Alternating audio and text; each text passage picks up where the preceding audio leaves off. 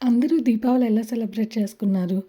మా దీపావళి అయితే వర్క్ అయిపోయిన తర్వాత ఫ్రెష్ అయిపోయి ఇలా లక్ష్మీ పూజతో అయితే స్టార్ట్ అయిందనమాట. నేను దీపాలు వెలిగిస్తుంటే అయాన్ష్ అయితే అస్సలు అంటే అసలు పూజ చేసుకోనివ్వడనమాట. ఊరికే వచ్చి డిస్టర్బ్ చేస్తా ఉంటాడు. బట్ అయినా గానీ నేను వాళ్ళ నాన్నకి అప్పజెప్పేసి నా పూజ అయితే స్టార్ట్ చేసేసాను. మధ్య మధ్యలో వచ్చి ఇంక ఇలా కదిలిస్తానే ఉంటాడు. కాకపోతే దీపాలన్నీ ఉన్నాయి కాబట్టి కొంచెం అయితే జాగ్రత్తగా చూసుకుంటా ఉండాలనమాట. ఇక్కడైతే అయాన్ష్ చేత దండం పెట్టిస్తున్నాను. అంటే వాళ్ళకి కూడా అలవాటు అవ్వాలి గదా! మధ్య మధ్యలో అయితే ఇలా వాళ్ళ నాన్న ఆడిస్తూ ఉంటే ఆడుకుంటా ఉన్నాడు. కాసేపు వస్తా ఉన్నాడు నా దగ్గరికి.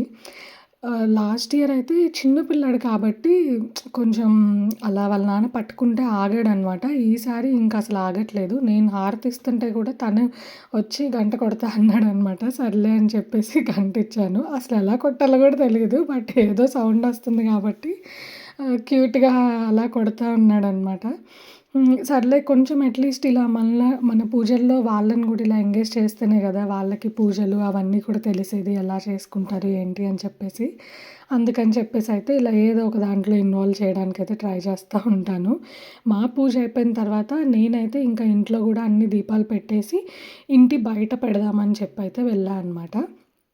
చెప్పాను గదా! ఇండియా నుంచి తెచ్చుకున్నాను ఈ ముగ్గు బాక్స్ అని జెప్పేసి. అదైతే భలే సింపుల్‌గా చిన్నగా వచ్చేసిందనమాట. ఇక్కడేంటంటే పెద్ద పెద్ద ముగ్గులేయడానికి మాది అపార్ట్‌మెంట్ అండ్ చాలా చిన్న స్పేస్ ఉంటది. అండ్ మనం వేసేదానికి వేరే వాళ్ళకి ఇబ్బంది రాగూడదు గదా! అండ్ ఇక్కడ మా అపార్ట్‌మెంట్‌లో ఓన్లీ మేమొక్కళ్ళమే ఇండియన్స్ అనమాట. నేను దీపాలు పెడితేనే వాళ్ళకి కొత్తగా ఉంటది. సో, అందుకని చెప్పేసి సింపుల్‌గా వేసి ఇలా క్రాకర్స్‌తో అయితే మా దివాళీ కంప్లీట్ చేసేసాం.